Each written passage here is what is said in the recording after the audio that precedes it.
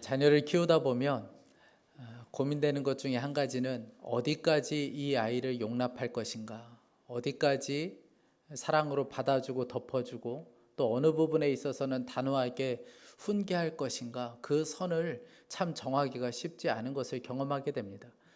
여러분, 관계에서도 마찬가지죠. 저 사람을 어디까지 받아줘야 될지, 그 사람이 하는 말들을 어디까지 내가 용납해줘야 될지 참 고민스럽고, 어느 선에서 그냥 다 끊어버려야 될지, 이제는 관계를 맺지 말아야 될지, 이 선을 정하는 것이 참 쉽지가 않습니다. 그것은 교회 공동체 안에서도 마찬가지입니다. 여러분, 모든 일을 사랑으로 덮어야 맞지요.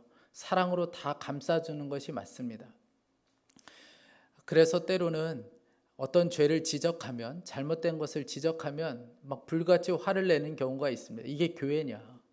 이게 정말 사랑이냐? 어떻게 교회가 이럴 수 있냐? 이런 말들을 할 때도 있습니다.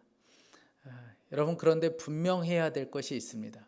우리가 다 용납할 수 있지만 죄에 있어서는 정말 단호해야 한다는 것입니다. 교회 안에서 죄 문제에 있어서는 우리가 때로는 단호해야 될 때는 정말 단호할 수 있어야 된다는 거예요. 5장 말씀은 우리들에게 좀 받아들이기 쉽지 않고, 설교하는 저도 그렇고 듣는 여러분들도 참 쉽지 않지만, 너무나도 안타까운 것은 이 말씀이 옛날에 성경에 쓰여져 있는 그 정도의 이야기가 아니고, 이 말씀은 그대로 지금 우리들의 이야기이기 때문에 참 받아들이기가 쉽지 않습니다. 그러나 오늘 말씀이 우리를 살리기 위한 말씀이기에 저와 여러분이 생명의 말씀으로 받을 수 있기를 간절히 원합니다. 고린도전서 5장 말씀은 우리가 지난주 살펴보았던 4장과는 분위기가 완전히 다릅니다. 오늘 말씀을 보면 사도 바울의 말 한마디 한마디가 굉장히 단호하고 격한 것을 보게 됩니다. 이렇게 사도 바울이 단호할 수밖에 없었던 이유는 한 가지 때문에, 그런데 교회 안에 엄청난 이 죄악이 퍼지고 있었기 때문에 그렇습니다. 오늘 1절 말씀에 이렇게 말합니다. 너희 중에 심지어 음행이 있다함을 들으니 그런 음행은 이방인 중에서도 없는 것이라 누가 그 아버지의 아내를 취하였다 하는도다. 교회에 일어난 엄청난 일이 뭐냐면 음행이었는데, 이런 음행은 이방인들 중에도 없었던 음행이라는 거예요. 어떤 음행입니까? 아버지의 아내, 아마 친모는 아니고 계모였을 텐데 그 계모를 자신의 아내로 취한 이런 일들이 교회 안에서 벌어졌다는 거예요. 이런 음행이 교회 안에서 벌어지고 있었다는 것이죠. 정말 끔찍한 일들이 교회 안에서, 정말 말도 안 되는 일들이 교회 안에서 벌어지고 있었다는 겁니다.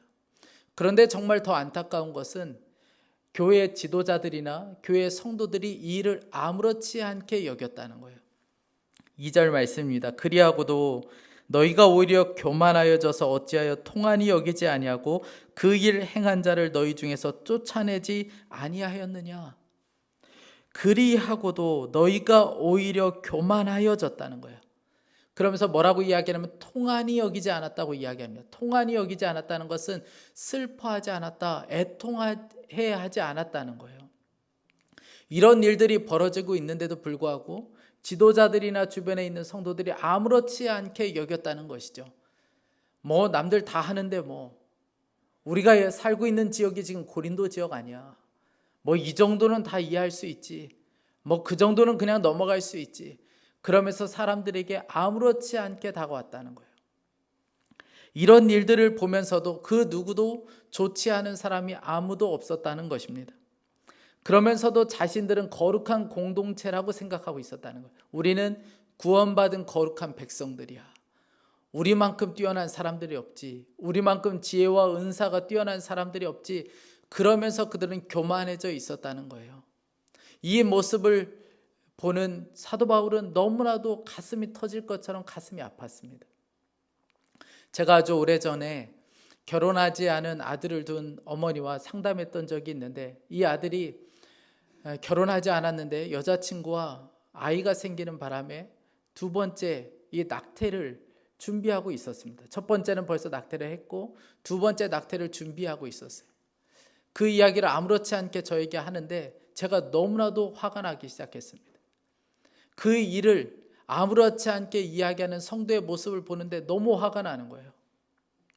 그 말을 하는 성도에게 부끄러움도 없고 죄책감도 없는 그 모습을 보면서 제 마음에 너무 불편한 마음이 들었습니다.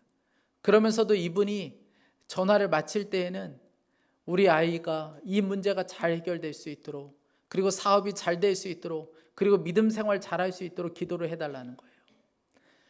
제가 너무 불편한 마음이 들었습니다. 여러분, 그것이 바로 고린도 교회의 모습이었어요. 고린도 교회 안에 그런 죄가 벌어지고 있는데도 누구 하나 이 일에 대해서 심각하게 여기는 사람이 없었고 좋지 않은 사람이 아무도 없었다는 거예요. 여러분, 거룩해야 될 교회 안에 왜 이런 일이 벌어졌을까요? 고린도 지역 안에 있는 이 심각하게 퍼지고 있는 음행이 교회 안에까지 들어오게 된 거예요. 그런데 여러분, 억지로 밀고 들어온 게 아니고 성도들이 허용했기 때문에 이 죄악이 들어올 수밖에 없었던 거예요. 여러분들, 왜 성도들이 허용했습니까? 즐겁기 때문에 그래요. 죄가 주는 즐거움이 있기 때문에 그렇습니다. 여러분, 아이들 핸드폰에 완전히 빠져 있죠. 핸드폰만 있으면 하루 종일도 집에 있을 수 있습니다. 왜 그럴까요? 좋으니까, 즐거우니까 그런 거예요. 여러분, 죄가 즐거우면 그 죄를 이길 수가 없습니다. 죄가 주는 즐거움이 있어요. 고린도 교회가 그 죄가 주는 즐거움에 완전히 빠져 있었던 거예요. 죄가 주는 그 즐거움에 빠져서 그냥 음행에 완전히 사로잡혀 살았지, 하나님께서 이 음행에 대해서 얼마나 심각하게 말씀하셨는지는 전혀 기억하지 못하고 있었습니다. 여러분, 하나님께서는 이 음행의 문제에 대해서 대단히 무섭게 경고하셨습니다. 구약에서는 이 음행한 자는 잡아다가 돌로 치라고 말씀하실 정도예요. 여러분, 왜 하나님께서는 이 유독 음행의 문제에 있어서는 이렇게 심각하게 말씀하실 수밖에 없었던 걸까요? 이 음행은 자기 몸에다가 죄를 새기는 것이기 때문에 그렇습니다. 고린도전서 6장 18절에 음행을 피하라. 사람이 범하는 죄마다 몸 밖에 있거니와 음행하는 자는 자기 몸에 죄를 범하느니라. 여러분, 모든 죄는 우리의 몸 밖에 있습니다. 가령 내가 다른 사람의 물건을 훔쳤다면 그 죄의 흔적은 내 몸 밖에 있는 거예요. 그러나 음행은 다릅니다. 음행은 내 몸에 그 죄의 흔적을 새겨놓는 것이 음행이에요.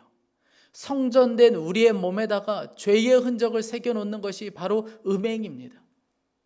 그러니까 하나님께서 이 문제를 심각하게 다룰 수밖에 없었던 거예요. 뿐만 아니라 이 음행은 우리의 영혼을 완전히 망가뜨리는 것이 바로 음행입니다. 잠언 6장 32절에 여인과 간음하는 자는 무지한 자라. 이것을 행하는 자는 자기의 영혼을 망하게 하며. 음행은 영혼을 망하게 하는 거라는 거예요. 그런데 문제는 나의 영혼만 망하는 게 아니고 음행이라는 것은 상대방이 있기 마련이에요. 그러면 나만 망하는 것이 아니고 상대방의 몸과 영혼을 망하게 하는 것이 음행입니다. 그러니까 모든 사람들의 영혼을 망가뜨리는 것, 모든 것을 무너뜨리는 것, 그것이 바로 음행이라는 것이죠. 여러분, 이런 일들은 굳이 예를 들지 않는다 할지라도 우리 주변에서 너무나도 많이 볼 수가 있습니다. 제가 목회를 하다 보니까 종종 이런 일들을 보게 돼요. 가정이 있는 사람들이 만나 음행을 저지르는 것으로 인하여 부부 관계가 깨어지고 가정이 파탄나고 직장에서 쫓겨나는, 사회적으로 완전히 추락해버리는 일들을 종종 보게 됩니다. 이런 모든 것을 다 망가뜨리는 것이 바로 음행의 문제입니다. 바울은 그래서 이 음행에 빠져있는 고린도 교회를 향하여 처방전을 하나 내리게 되는데 5절 말씀입니다. 우리 함께 읽겠습니다. 5절. 이런 자를 사탄에게 내주었으니 이는 육신은 멸하고 영은 주 예수의 날에 구원을 받게 하려 함이라. 사탄에게 내주었다, 이 말은 출교를 말하는 거예요. 교회에서 쫓아내는 것입니다. 사도 바울이 가장 먼저 내놓은 처방전은 교회에서 그런 사람은 내쫓으라는 거예요. 몇 번 권면을 해서 이야기를 했음에도 불구하고 그가 돌아서지 않으면 그 사람을 교회에서 쫓아내야 된다는 거예요. 출교를 시켜야 된다는 거예요. 여러분, 그 당시의 출교는 지금과도 이런 출교가 아니에요. 내가 이 교회 아니면 다른 교회로 가면 되지. 그 당시에는 그럴 수가 없습니다. 출교는 가장 수치스러운 일이에요. 아무것도 혜택을 누릴 수가 없습니다. 가장 무서운 형벌이 바로 출교였습니다. 그런데 이 출교는 당시 그 사람을 굉장히 수치스럽게 만들기 위한 것이 아니었고 그 사람의 영혼을 구원하기 위한 하나의 조치였던 거예요. 이 출교를 통해서 공동체에서 쫓아내서 그로 하여금 자신의 모습을 다시 한번 뒤돌아보게 만들고 그리고 회개할 수 있는 기회를 주기 위한 조치였던 것이에요. 이 음행을 저지른 당사자는 아마 생각했을 거예요. 그래도 교회는 나를 받아줄 수 있지. 교회는 이 문제에 대해서 문제 삼지 않을 거야. 왜냐하면 남들이 다 그래 왔기 때문에 그렇습니다. 이 생각을 뿌리채 뽑아버리는 것이 바로 출교였던 거예요. 사도 바울은 이 출교를 통해서 그 사람이 다시 돌아오기를 원했던 거예요. 회개하고 다시 그 영혼이 구원받기를 원했던 겁니다. 그래서 5절 후반부에 보면 이렇게 이야기하죠. 영은 주 예수의 날에 구원을 받게 하려 함이라. 이것이 바로 출교의 목적입니다. 굉장히 수치스럽고 굉장히 부끄럽지만 그것보다 더 중요한 것은 그 영이 죄에서 노임을 받게 되고 구원받은 백성으로 회복되는 것이 더 중요하기 때문에 그렇습니다. 하나님의 성전된 모습으로 다시 회복되는 것이 더 중요하기 때문에 힘들지만 괴롭지만 그 사람을 출교하라는 거예요. 출교를 통해서 깨닫고 돌아올 수 있도록 너희들은 통한이 여기라는 거예요. 여러분, 무엇보다 중요한 것은 우리의 영혼이에요. 한 분이 어느 목사님께서 한 여집사님과 상담한 말씀을 하는 것을 듣게 되었는데 이 여집사님이 정말 은혜를 경험하고 나서 방언이 터지고 그리고 환상을 보게 되는 그런 놀라운 은혜 체험을 했어요. 그러니 신앙생활이 얼마나 행복한지 매일 예배 드리는 것이 행복하고 기도하는 것도 너무 행복한 거예요. 그런데 집에만 들어가면 불편해요. 왜냐하면 남편이 아직도 예수님을 믿지 않고 매일 술에 빠져 살아요. 술을 마시며 험한 말을 막 퍼부었고 뭐 하나 제대로 하는 게 없는 거예요. 그런 남편을 보면 너무 화가 치밀어 올라요. 그런데 교회에 오면 교회에 있는 목사님들을 보면 너무 좋아 보이는 거예요. 그리고 은혜를 경험하고 나니까 이제 목사님과 대화를 나누면 그 대화가 되기 시작하고 그 대화를 통해서 또 은혜를 누리고 그러니 너무 좋은 거예요. 목사님을 만나는 것이 너무 좋은 겁니다. 그러다가 여러 목사님들이 있는데 그 중에 한 분 목사님이 마음에 들어오기 시작했어요. 그 목사님만 보면 가슴이 설레고 그 목사님만 보면 너무 좋은 거예요. 이러면 내가 안 되지. 생각을 아무리 떨치려고 해도 떨칠 수가 없는 겁니다. 그래서 이분이 다른 목사님에게 상담을 받았어요.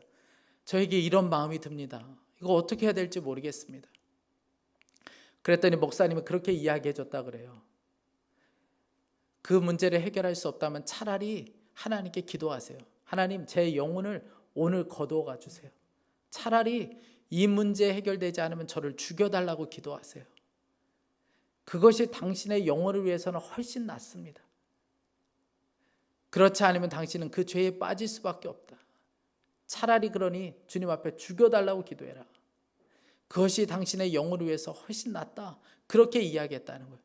그때 이 집사님이 제정신이 돌아오기 시작한 거예요. 여러분, 절대로 망하는 길로 가서는 안 됩니다. 음행은 우리를 망하는 길로 끌고 가는 거예요. 바울이 음행의 문제를 이렇게까지 엄하게 다룬 이유는 전염성이 강하기 때문에 그렇습니다. 오늘 6절 말씀이에요. 너희가 자랑하는 것이 옳지 아니하는도다. 적은 누룩이 온 덩어리에 퍼지는 것을 알지 못하느냐. 만약 출교하지 않고 그냥 받아주면 이 빵에다가 누룩, 그러니까 지금으로 이야기하면 이스트를 넣어서 부풀게 만드는 것처럼 그 한 사람의 죄가 어느 순간에 교회 전체로 퍼질 수밖에 없다는 거예요. 전염성이 그만큼 강하다는 것이죠. 그래서 사도 바울은 뭐라고까지 이야기하냐면 그 사람과는 전혀 관계를 맺지 말아라. 가까이 하지 말라고 이야기합니다. 9절 내가 너희에게 쓴 편지에 음행하는 자들을 사귀지 말라 하였거니와 11절에 사귀지도 말고 그런 자와는 함께 먹지도 말라 함이라. 13절 이 악한 사람은 너희 중에서 내쫓으라. 음행으로 교회의 거룩함을 훼손한 사람을 그냥 받아주는 것은, 그냥 모른 척 넘어가는 것은 여러분 그 사람을 위한 것도 아니고 그것은 주님 안에서의 진정한 사랑이라고 말할 수가 없는 거예요. 교회의 순결과 교회의 거룩함을 해치는 것은 가장 악한 것이 될 수 있습니다. 그냥 놔둬버리면 어느 순간에 그냥 전염병처럼 완전히 퍼질 수 있게 된다는 거예요. 그래서 사도 바울이 단호하게 이야기하고 있는 겁니다. 내쫓으라는 거예요. 관계를 맺지 말라는 거예요. 여러분, 다윗을 보세요. 다윗은 자기 부하의 아내를 사랑하게 되었습니다. 그래서 밧세바를 데려다가 음행을 저지르게 되죠. 그리고 나서 아이를 낳게 됩니다. 이 한 번의 죄로 끝나지 않아요. 이 죄를 숨기기 위해서 거짓말을 하게 되고 급기야는 그 부하를 죽도록 그렇게 죽음으로 내몰게 됩니다. 여러분, 그런데 죄가 여기서 끝나지 않습니다. 이때부터 다윗의 가정 안에 엄청난 일들이 벌어지기 시작해요. 밧세바가 낳은 아들은 죽게 됩니다. 그리고 딸은 그 오라버니에게 간음을 저지르는, 그러니까 음행하게 되는 엄청난 수치스러운 일을 겪게 됩니다. 뿐만 아니라 형제들 사이에 복수극이 벌어져요. 살인이 벌어지게 됩니다. 압살롬은 아버지를 반역하게 돼요. 죄가 계속 꼬리를 물고 끝까지 가는 것을 보게 됩니다. 여러분, 이게 바로 죄의 전염성이에요. 우리는 코로나 바이러스를 통해서 전염이 얼마나 무서운가를 이미 경험을 해보았습니다. 한 지역에 일어나는 이 전염병이, 이 병이 순식간에 온 세계 전 지역으로 퍼지게 되는 것을 보게 되었습니다. 그 사람과 함께 밥만 먹으면, 그 사람을 스치기만 해도 그 병이 옮게 되는, 그 코로나 바이러스에 감염이 되는 것을 우리는 익히 경험했어요. 아무리 시스템을 잘 갖춘다 할지라도 그 모든 것을 막아낼 수가 없을 정도로 전염성은 대단히 강력했습니다. 여러분, 음행의 문제, 성적인 문제가 바로 그래요. 그래서 사도 바울이 단호하게 이야기하고 있는 거예요. 절대 관계를 맺지 말라는 거예요. 가까이 하지도 말라는 것이죠. 여러분, 음행과 죄악은 사귐의 대상이 아니고 거절해야 될 대상이에요. 멀리해야 될 대상입니다. 그렇지 않으면 어느 순간에 내가 그 자리에 서 있게 돼요. 어느 순간에 내가 지금 그 일을 하고 있는 자가 될 수 있습니다. 여러분, 그럼 어떻게 해야 될까요? 사도 바울이 오늘 이렇게 이야기합니다. 8절 말씀, 우리 8절 말씀을 다 함께 읽겠습니다. 이러므로 우리가 명절을 지키되 묵은 누룩으로도 말고 악하고 악에 찬 누룩으로도 말고 누룩이 없이 오직 순전함과 진실함의 떡으로 하자. 먼저는 명절을 지키되 묵은 누룩으로 하지 말라는 거예요. 그리고 7절 말씀에도 보면 묵은 누룩을 내버리라고 이야기합니다. 여기 8절에서 말하고 있는 명절은 유월절을 말하는 거예요. 여러분, 유월절이 뭡니까? 이스라엘 백성들이 출애굽했을 때의 그 은혜를 기억하며 하나님께 감사하는 것이 유월절이잖아요. 하나님께서는 이 유월절을 지킬 때 이스라엘 백성들에게 누룩을 넣지 않은 아주 딱딱한 맛이 없는 그 떡을 먹도록 했습니다. 누룩을 넣지 말라는 거예요. 이건 이런 의미를 가지고 있습니다. 애굽에서 너희들이 종으로 살 때에 그 옛 습관, 옛 모습, 옛 생각, 옛 가치관, 이 모든 것을 내버리라는 거예요. 너희들이 유월절 어린 양을 피로 인하여 너희들이 새로운 사람이 되었으니까, 구원을 받았으니까 이제는 더 이상 옛 모습에 사로잡혀 살지 말라는 그런 의미를 담고 있습니다. 고린도 교회를 향하여 지금 그때를 기억하면서 사도 바울이 그들에게 이야기하고 있는 거예요. 너희들 안에 있는 묵은 누룩을 내버리라는 거예요. 예수 그리스도로 구원받았다면 이제는 옛 모습, 옛 습관을 버리라는 거예요.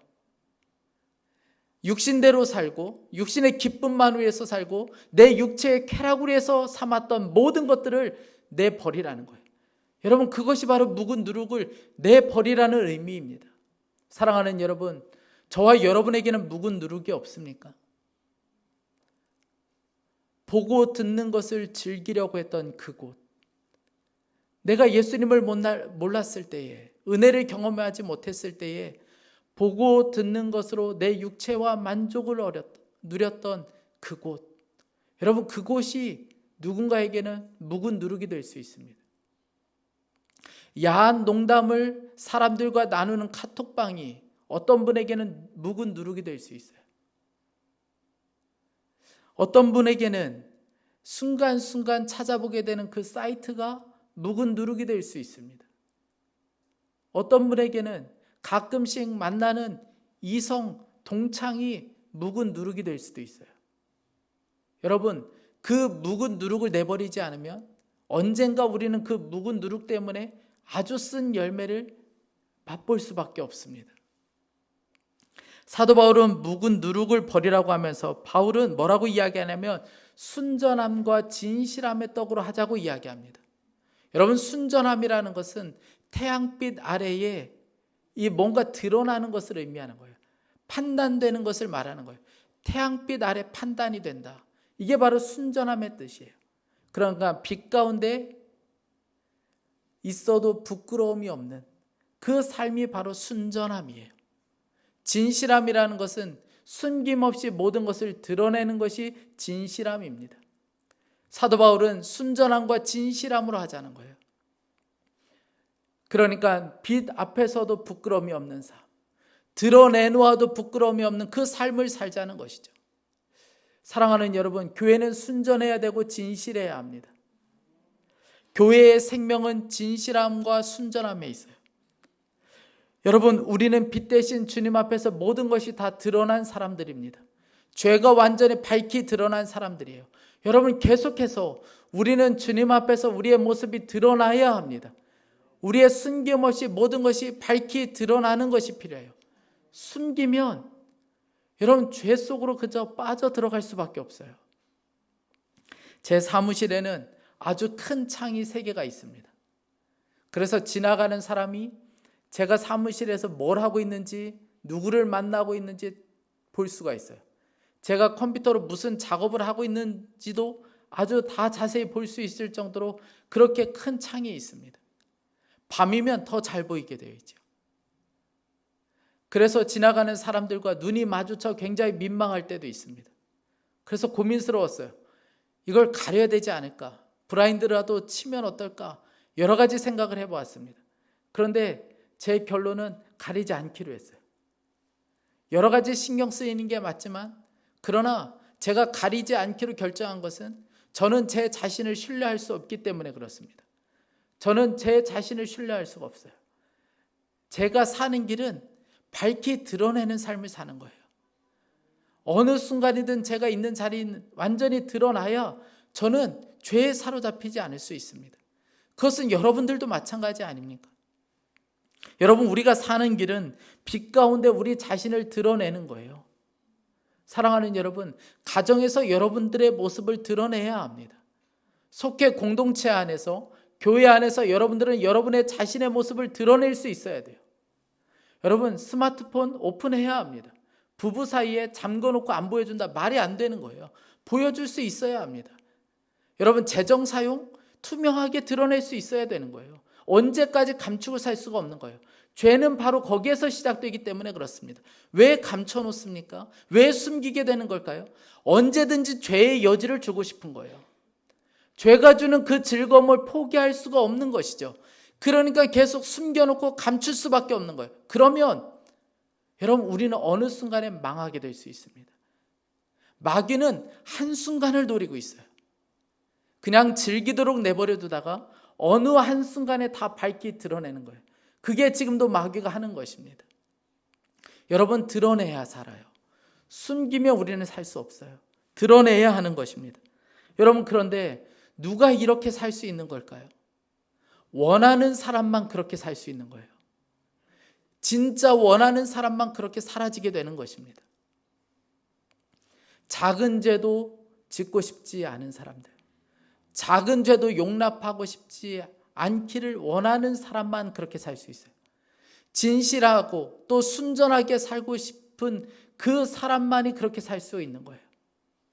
내 영혼이 망하지 않기를 원하는 사람만 바로 그렇게 살게 되는 것입니다.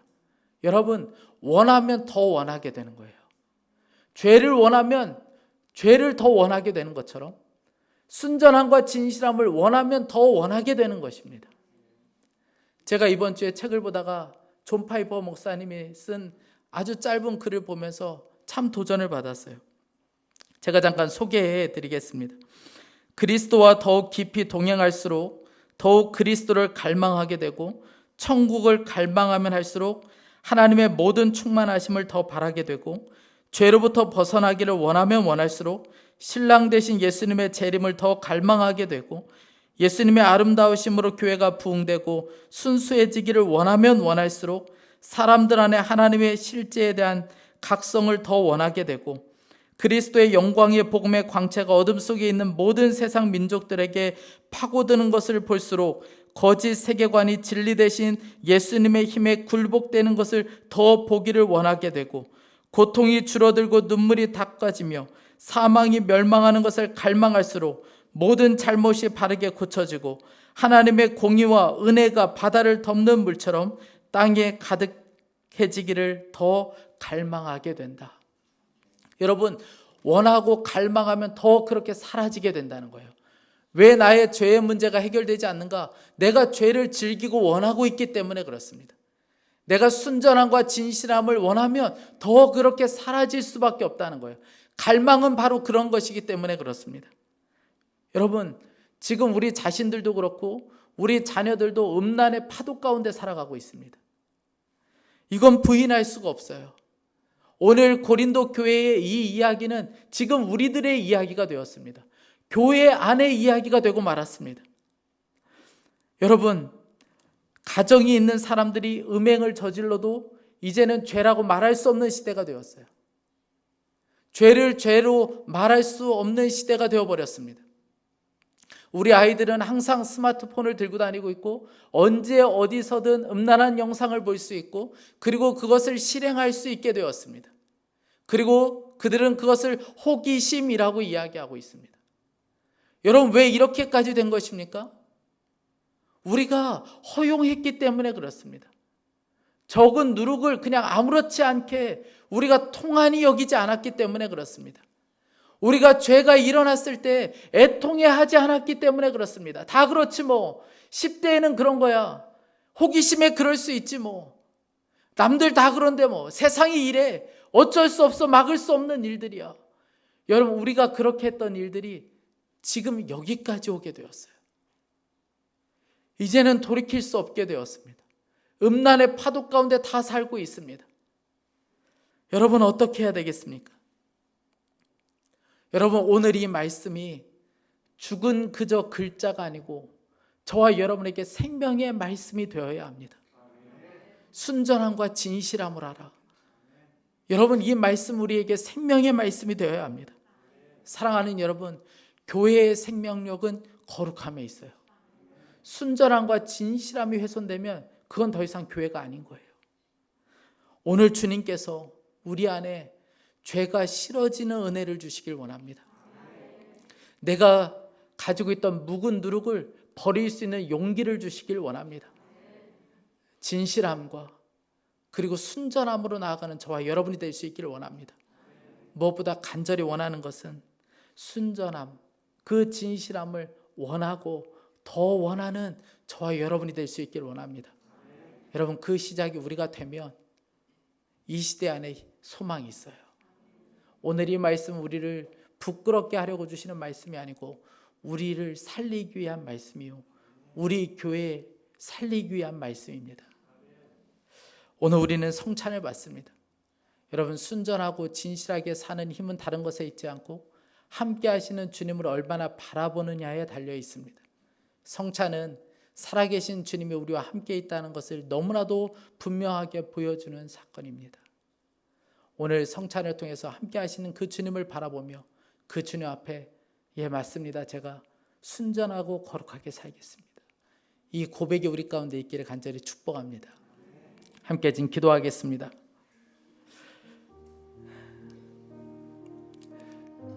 우리 이 시간에 지금 같이 기도하고 싶은 것은 먼저 우리 안에 회개하는 심령을 놓고 간절히 기도했으면 좋겠습니다. 사랑하는 여러분, 우리는 누구도 탓할 수가 없습니다. 공동체가 이렇게 된 것, 가정이 이렇게 된 것은 결국 우리 안에서부터 시작된 문제이기도 합니다. 우리가 적은 누룩을 그냥 방치한 죄 때문에 그렇습니다. 우리가 애통하게 여기지 않은 죄 때문에 그렇습니다. 우리 이 시간에 좀 먼저 같이 기도하고 싶은 것은 하나님, 저를 용서해 주십시오. 제가 아무렇지 않게 그저 하나님 애통하게 여기지 않은 죄 때문에 그렇습니다. 제가 통한이 여기지 않은 죄 때문에 그렇습니다. 그저 적은 누룩을 그냥 방치한 죄 때문에 그렇습니다. 주님, 죄에 대해서 단호하게 할 수 있게 하여 주시고 하나님 아버지 사귀지도 말고 끊어내서라도 죄의 확산을 막아낼 수 있게 하여 주옵소서. 하나님, 우리 안에 있는 묵은 누룩을 내버리는 용기가 있게 하여 주옵소서. 우리 간절한 마음으로 주여 한번 부르짖고 기도하겠습니다. 주여, 사랑하는 하나님 아버지, 주님, 우리를 불쌍히 여겨주시길 원합니다. 하나님 아버지, 맞습니다. 우리가 통한이 여기지 않아서 그렇습니다. 하나님 아버지, 우리가 적은 누룩을 그냥 방치했기 때문에 그렇습니다. 하나님 아버지, 우리가 그 모든 죄를 보고도 그저 아무렇지 않게 여긴 죄 때문에 그렇습니다. 하나님 아버지, 그 죄가 여기까지 오게 만들었습니다. 하나님 아버지, 우리를 불쌍히 여겨주시고 우리를 긍휼히 여겨주시길 원합니다. 우리의 죄악을 용서하여 주옵소서. 하나님 아버지, 우리 안에 있는 묵은 누룩을 먼저 내버릴 수 있게 하여 주십시오. 은근히 죄를 즐기려는 마음들, 하나님 여전히 예수 그리스도를 믿고도 예습관에 사로잡혀 있고 하나님 육체의 만족과 육체의 즐거움만을 따라가는 하나님 아버지, 우리의 묵은 누룩을 내버릴 수 있는 믿음의 용기가 있게 하여 주십시오. 하나님 아버지, 쳐다보지도 않게 하여 주시고 끊어버릴 것을 끊어버릴 수 있게 하여 주시고 하나님 아버지, 순전하고 진실함으로 주님 앞에 나아갈 수 있게 하여 주시길 원합니다. 하나님 아버지, 오늘 우리 안에 있는 묵은 누룩이 주 예수 그리스도의 이름으로 떠나갈 수 있게 하여 주옵소서. 하나님 아버지, 우리 자녀들을 사로잡고 있는 묵은 누룩이 주 예수 그리스도의 이름으로 떠나가게 하여 주시길 원합니다. 오 주여, 우리에게 은혜를 베풀어 주십시오. 하나님 아버지, 우리를 불쌍히 여겨주시고 우리를 긍휼히 여겨주시길 원합니다. 하나님 아버지, 우리의 죄악을 용서하여 주시고 우리가 다시 한번 회개하고 통회하는 마음으로 하나님 아버지 주님 앞에 엎드리겠습니다. 하나님, 죄악은 저도 용납하지 않고 적은 누룩이라도 우리가 용납하지 않겠습니다. 하나님, 우리 안에서부터 그 일이 시작될 수 있게 하여 주시고 우리 안에서부터 하나님 그 새로워지는 역사가 우리 안에서 시작될 수 있게 하여 주옵소서. 하나님 아버지, 은혜를 더하여 주시고 하나님의 긍휼과 은혜를 더하여 주시길 원합니다. 사랑하는 하나님 아버지, 우리를 만져주소서. 하나님 아버지, 우리에게 은혜를 더하여 주소서. 하나님 아버지, 정말 은혜의 역사가 우리 가운데 있게 하여 주시기 원합니다. 우리 이 시간에 좀 한 번 더 기도했으면 좋겠습니다. 우리 이 시간에 함께 기도할 때 하나님, 죄의 즐거움이 아니라 우리 안에 순전함과 진실함을 원하는 마음이 있게 하여 주옵소서. 순전하게 살고 싶은 마음, 정말 진실하게 살고 싶은 그 마음이, 그 갈망이 더욱더 커질 수 있게 하여 주옵소서. 그래서 하나님, 성적인 죄로 무너지지 않는 교회, 성적인 죄로 인하여 무너지지 않는 가정 될 수 있게 하여 주십시오. 우리 자신과 우리 자녀들을 지켜주옵소서. 우리 이 시간에 주여 한번 부르짖고 기도하겠습니다. 주여, 사랑하는 하나님 아버지, 하나님 아버지, 우리를 불쌍히 여겨주시길 원합니다. 하나님 아버지, 죄를 원하지 않게 하여 주시고 우리 안에 순전하고 진실하게 살고 싶은 그 갈망이 더욱더 뜨겁게 일어날 수 있게 해주시옵소서.